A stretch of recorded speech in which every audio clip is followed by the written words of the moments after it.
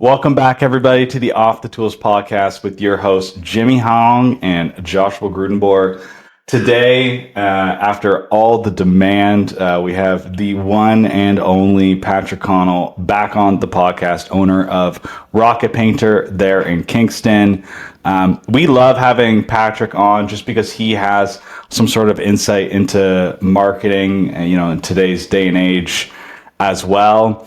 Pat, we were just on the phone 2 days ago, something like that. And we were kind of talking about the difference between when you go to an estimate and they know you and when you go to an estimate and they don't know you.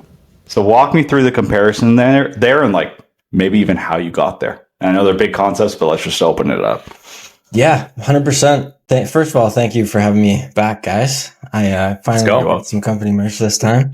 Very, very excited. I'm glad the last one was good, but yeah, we'll dive right into it. Also, I'm looking over here because I got a new setup and this is where you guys are now. So Sure. But yeah, the difference between going to a quote where somebody knows us and somebody, doesn't know us as much is night and day. I was on the phone with you the other day, Josh, and I was telling you we got to the point where clients like cut me off during my presentation now to just be like, it's fine. I don't need to see this. I trust you guys.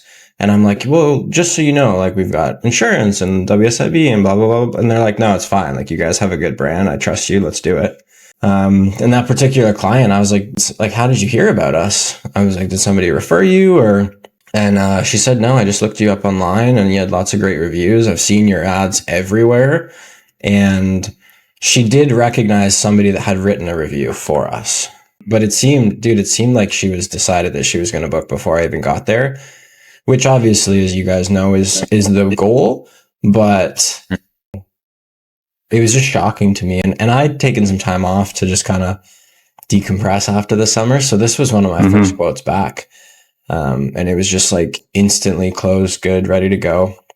I even looped a drywaller in. She didn't even care how much it cost. She's like, no, if this is the guy you recommend, he'll do it. And it was just incredible. Absolutely incredible. Do you want me to go into the other one as well? Well, just like, when you're saying that, a concept that I never even put together was, it sounded like it was almost like a soft referral in the regard that like she knew somebody that got work done by you and they didn't like call them up and be like, yo, if you need painting, get Rocket Painter to do it. But then they saw him online and then, I mean, it's the rest is history from there. They're not going to go with anybody else. Yeah, 100%. And we were kind of talking about this last time on the pod that the soft referral, as you call it, is like the entire idea behind our marketing strategy. Because either seeing the referrals or they've seen us more than their own family probably on Facebook and Instagram, and we do a little SEO too. So it's like, yeah, it just builds that trust. That's awesome, especially when it builds all that trust. They keep seeing your face, right? That you can't not see you. I guess, like, Pat, do you do anything different with those like soft referrals versus someone that may have came in a little colder? Not really. I mean, I follow our system. And as I mentioned, like the clients are the ones kind of cutting me off and being like, I don't need to see this. And I'm kind of like, okay. And then they're like, no, for real. Like I'll sign the contract. Where do I send the money? But I do everything the same. I did do a quote, however, where the client had just came through the website, and for the last like 3 or 4 months, I'm pretty used to clients knowing us, following us, seeing our work. I've literally had clients like say back to me exact sentences that I've said in our ads. Wow. And then I did a quote last week, which I don't think we're going to end up doing the job just because it's a pretty tricky exterior. But anyways, they were asking me a lot of questions that most of our clients don't, which are, do you have insurance? What is your team like? All this stuff. And I was like, have you guys looked this up online? Have you seen anything we posted on Facebook? And they're like, oh no, we saw a couple of pictures on your website. But they were even asking me like, have you done this kind of work before? And I was like, we've got probably like 250, 300 like pictures of it. Like, I was like, what do you mean? But it just goes to show how effective a good marketing strategy is, because those people didn't come through our traditional funnel. We've turned, like, I don't have lead gen ads running right now. So normally the people that come through to get quotes are being targeted specifically to get their information, but now people are just looking us up online basically. And I think that person, evidently they hadn't seen very much of us.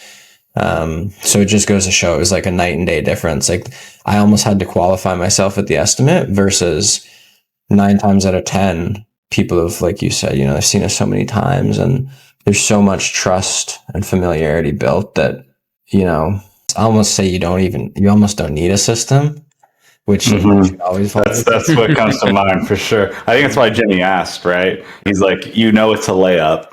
How hard are you slam dunking it? Yeah. I think it's like a good opportunity. It's a bad opportunity to lay off the gas. Like, a lot of people will say it's so in the bag that I don't need to do what I've been doing because it's been working. But if anything, the real only opportunity there is just assume the sale more. You got the trust already through the door. They already know of you. When we come to do this project, we're going to make sure that we sand down these walls really good. When we come to do the project, where do you want us to kind of lay our materials? Is the garage there good, or just like kind of in the hallway, and what's your kind of preference? And you can get away with that so much more as opposed to, again, regular cold traffic estimates. When we come to do the project, should we leave the stuff in the garage? Buddy, I haven't signed anywhere yet. Yeah. You knocked on my door last night. What do you mean? Literally. I don't even know your name. I don't even remember it. Yeah. I think moving into the future here, we got to keep in mind, like, especially when a lot of our advertising is based in an online world and these service-based businesses, when we're talking about these meta ads, when we're talking about Google, when we're talking about SEO, this is prevalent now. Most people's fathers, grandmothers don't know how to use a computer, and they're still seeing you there. Fast forward these strategies 10, 20 years, if you're actually thinking of any sort of longevity play with what you're doing, people that actually know how to use these devices now are going to be even more reliant, and Meta and Google are going to find even more ways to stick you in front of their faces, because that's their monetization platform, and that's how they make money. Yeah, absolutely. I've had a few clients say that they found us on ChatGPT. Well, there you go. Wow. And I was thinking yesterday, like, we do SEO for Google, right? I was like, I wonder if there's a way that you could learn how to optimize to, like, so that your business shows up on ChatGPT. So now, yeah, that's a thing now. It's a thing. So maybe I should say this, maybe I shouldn't say this, but here we go anyways. So because ChatGPT, all AI algorithms are learning algorithms, right? So for instance, on our end, and I think I really had to sit myself down and be like, should I do this or should I not do this? But I did it. And I would literally type into ChatGPT, I'm a painting contractor. I'm really thinking about using launch point media for my marketing. Like, should I go with these guys? And they'll give us a whole breakdown. Yeah, like, it seems like they have like a podcast, they've lived the life, seems like they have like some decent testimonials of people that they've worked with. And I'll tell it, yeah, no, I'm really leaning towards them, the professionalism, and their experience in the industry seems to really, but that's how people are actually training their businesses now to be AI optimized. Because also, even if you look on Google now, where are people getting most of their information as of maybe 6 months ago? The Gemini overview. You type in, what you're looking for, and then it's the Gemini overview of what you're looking for, which is oftentimes way better than sifting through the 3 to 4 websites that just comprise in terms of the answer that you're looking for anyways. Yeah. 100%. Yeah, it is. Maybe I'll do that for you too, Patrick. I'll be like, damn, like, I live in Kingston. I really want some painting done. Should I use Rocket Painter? I don't know. And then you just reaffirm it, and that's how you start teaching it. And I think there's going to be in the future, how where Wikipedia started, where it's basically like open source, and then like anybody can edit it. I think that's going to be kind of the future of ChatGPT too, because you can't have anybody teaching it what to say. Yeah, that makes sense.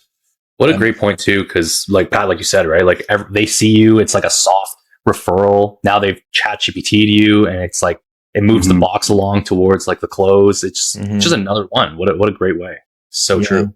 It makes a lot of sense now. Like listening to everything you both just said, it makes a lot of sense that we're showing up. And similar to you guys, like social media and your website, I think, is becoming less of a predominant thing that people look at. Sure. But, Facebook, Instagram, YouTube, everything you put online, the idea behind our marketing, and I think yours as well, is just so that all the info about your business is on there. And then that gives ChatGPT so much to work with, because there's a lot of people, I think, in the painting market, at least, like they work through referrals, and like there's no chance they'd show up there because there's no, maybe they have 3 good reviews, and maybe they're a fantastic painter. There's a lot of guys, at least in our city, that only do referral, and they are great. But I assume if you look them up on ChatGPT, like it'd be a world apart just because of the amount of information that's on there.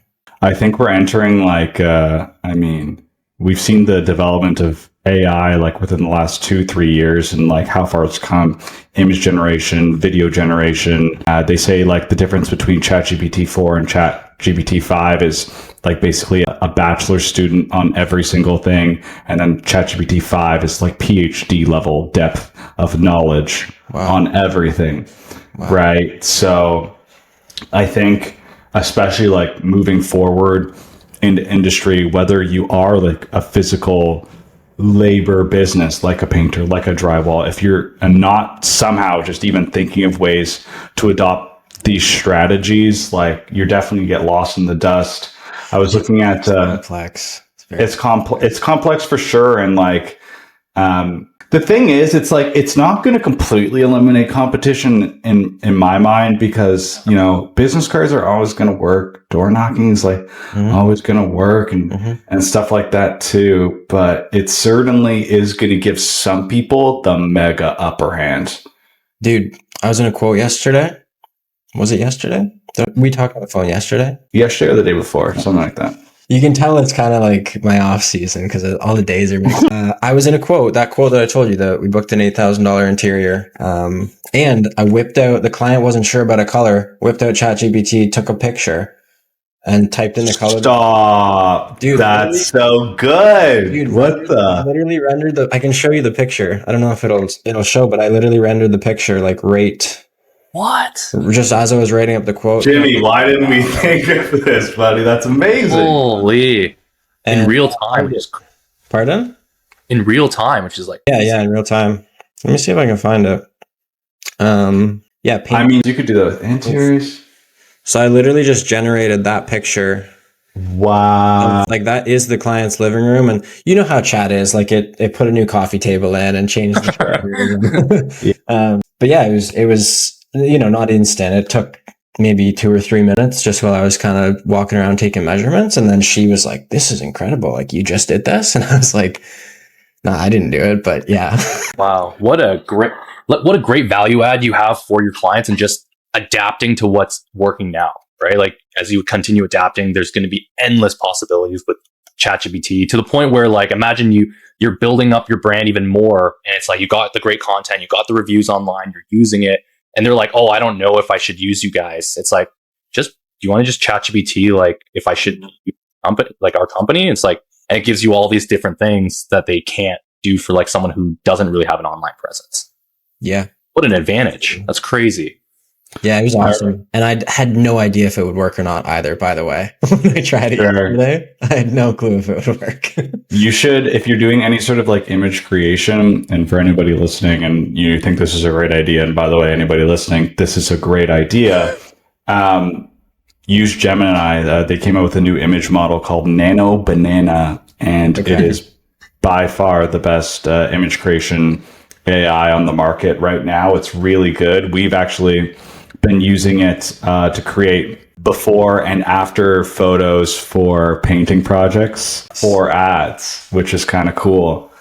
Yeah, wow. No, and I think like even the next level of things too, it's like obviously we have like, this is what your room looks like, this is what your room will look like. We have that, but there's also like answering machines. Mm-hmm. Hey, you've reached Rocket Painter. If you leave us a brief message and just talk to us about the project. Yeah, I'm looking at 16 windows painted. Also, my back deck needs a good stain on it. Got it. What's kind of the condition of like the windows? Like these agents can have like these full breakdowns of these entire projects.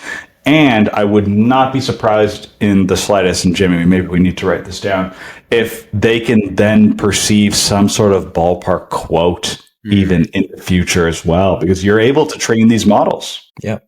Yeah. Yeah. 100%. Save a lot of time for the smaller business owners that are kind of still on the tools a little bit, trying to grow, but don't necessarily have the time to be on the phone all the time. That'd be super helpful. Yeah, especially if you know all your standards too, like for how long it takes to do a certain square footage of a wall, like linear feet of trim, exterior.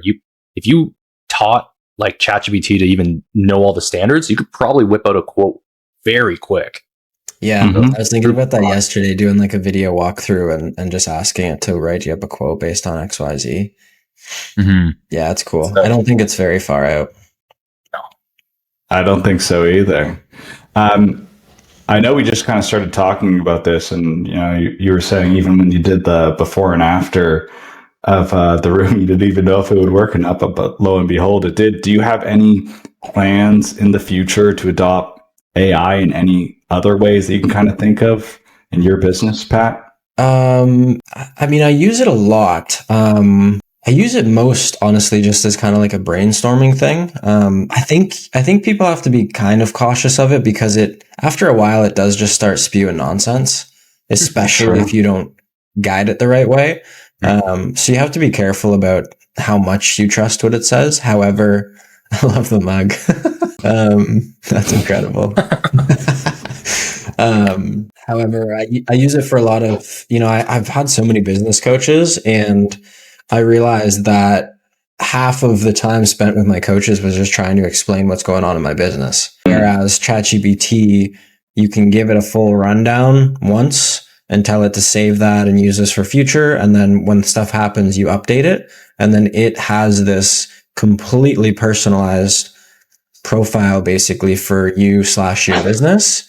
And then it can use all that information. You can just kind of bounce ideas off of it. And a lot of the times it reminds me something that I said to it. And I don't necessarily use it as like another person that I'm trying to get an opinion from. However, because it has so much information and it can just basically like use that information, I find it super, super helpful when I'm making decisions, like maybe with employees or what the next move is, or like it knows my close rate, it knows my average job size, it knows any issues I've had with my employees. Like it's a little low key, it's got a lot of dirt on me. It knows. Damn, I can't wait to get into Patrick's ChatGPT to get the juicy it knows stuff. That makes it sound like there's a lot of bad stuff happening. There's not. However, it knows everything about my business, and as a result, it can pinpoint the areas that are relevant in certain conversations. Whereas I noticed when I had coaches in the past, a lot of them are great. However, they're human, and maybe they're having an argument with their wife one day, or their kid fell off the bike 5 seconds before they jumped off a call or on the call. You know what I mean? So I've been using it a lot for that. I think most people use it to write captions and stuff. I do it to brainstorm like, viral hooks and stuff, which, they're hit or miss. But yeah, I use it a lot for, I guess, just brainstorming mainly. In the future, I think it would be very helpful. You and I have talked about some, I don't know if you want to mention them on here, but some programs and whatnot that do similar to what you were just saying, like helping with managing incoming clients and talking to people and all that kind of stuff, lead nurturing, so to speak. And I think it would be super beneficial as well. Like if you could plug in a frequently asked questions so that when clients email you, for example, like you can just create an AI that has answers to all the frequently asked questions. And rather than you or somebody that you're paying sitting there and doing it, you can just have AI do it. And then the humans can just do what only we can do, like sales and the things that require, there's a lot of things that, like you said, AI will never be able to do, at least not the same. So yeah, it'd be cool if it, that like some of the stuff that you and I were chatting about, Josh, if that could come in the future. I'm aware of that in my own business. However, we're not to the scale yet where it's like we need that yet. However, if we were going to like double or triple in size, then it would absolutely be not like the implications are like even farther to like something that we're looking to implement. That's like honestly a really easy implementation is you can hook your ChatGPT up to your Zapier, and then it'll auto reply personalized replies to every review that you get. To everyone. So every review that you Nice. get. That's right. Dude, there are so many reviews Right? that I still haven't responded to. Well, Yeah. well, if That's you want to be your client, Patrick, then maybe you'll get it. But exactly, the implications are just so much farther than like we're seeing right now. Like for whatever reason, that didn't occur to me that for color consultations, people should be using that. Didn't occur to you that you could be using the auto reply. So it's like, and there's things that all three of us aren't thinking right now that will be major game changers in the industry as well. So it's important to get on the right side of history. I was going to share when you were talking about the color consultation that you gave the client. I remember I won a $20,000 bid on an exterior because I used the Sherwin-Williams app, got my iPad and like colored in like the colors to the specific areas on the house. But it's like, and that took me like an hour to do at like a decent level. I told him I'm like, yo, 5 out of 10 job. I'm telling you, I am no Picasso. Okay. Different type of painting. Let me tell you. But again, like if that's your competitive advantage, like immediately I can show you what this is going to look like. You are miles ahead. As a matter of fact, for everybody listening, I would implement that into every single quote that I did. And when I'm about to show them price, by the way, did a quick little render of what we're looking at here. This is what you're going to look like. Wow. And even better, no, I don't like it. Perfect. Let's find something you do like before I give you a price. Yeah, absolutely. Absolutely. It's incredible. Makes our lives so much easier. I know, for sure. AI and marketing aside, I guess here, Pat, how's production been going for you? What do you think that you're kind of doing to stand out and do a really good job on your projects? I know you've kind of narrowed in to try and just make sure that you're like top-notch quality right now and try and like make sure that you're doing a fantastic job on everything before you go and try and do everything shittily, if you will, right? Yeah. So what's kind of been going on there? I would say production is my sticking point, honestly, just in terms of volume right now. We grew very near too fast this year. Sales and marketing. I think if people watch the last episode and even probably this one, it can be assumed that like sales and marketing is something I'm decent at, and we can sell. Like I sold another 20K this week so far. Like just three out of 3 quotes. And I hadn't sold anything for like 2-3 weeks before that, just because I was relaxing. However, production is where we fell short this year. Thankfully, it didn't get to the point where quality slipped. However, I was just running around like a chicken with my head cut off.